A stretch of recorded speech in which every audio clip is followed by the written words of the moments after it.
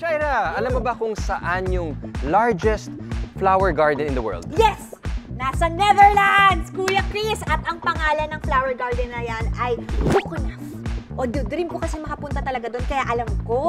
Paano mo alam yun? Ganun talaga pag dream mo, Kuya Chris. Grabe, di ko nakakalain na malalaman mo yung sagot dun sa tanong ko.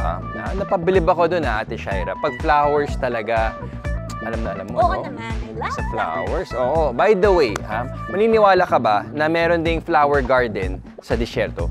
Weh! Paano magkakaroon ng flower garden doon, Kuya Chris? Desyerto nga yun eh. Tuyo, di ba? Lagi tuyo yung mga desert. Well, para maniwala ka, ito, panoorin mo ito. Mahabang panahon na walang ulan sa mga disyerto. Every few years, umuulan din at nagkakaroon ng super bloom at napupuno ng wildflowers ang disyerto. Ang ganda! Kung saan-saan tumutubo ang mga wildflower.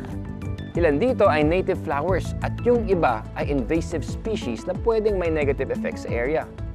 Nagkakaroon ng super bloom sa mga lugar na laging umuulan.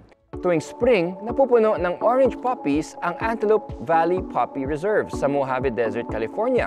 Wow! Ang Great Smoky Mountains National Park sa North Carolina at Tennessee ay may 1,500 different types of wildflowers at binansagang itong Wildflower National Park. Masarap mag-sightseeing at picturean ang mga flower garden, di ba? Umuulan din pala sa disyerto kaya nagkakaroon ng wildflowers.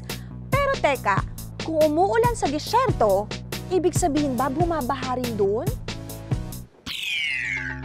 Pag sobrang lakas ng ulan, pwede ring magka-flash flood kahit sa disyerto. Rumaragasa yung tubig kaya mapanganib ang flash floods. Sa mga deserts, hindi masyadong na-absorb ng lupa ang tubig ulan. Kaya pag biglang bumagyo, natatangay ng baha ang buhangin at lupa sa disyerto. Pag tuloy-tuloy ang ulan, lumalakas ang flash flood. Kahit anong madadaanan nito, nawawasak. Kaya dapat nating sundin ang babala pag may flash flood. Para safe!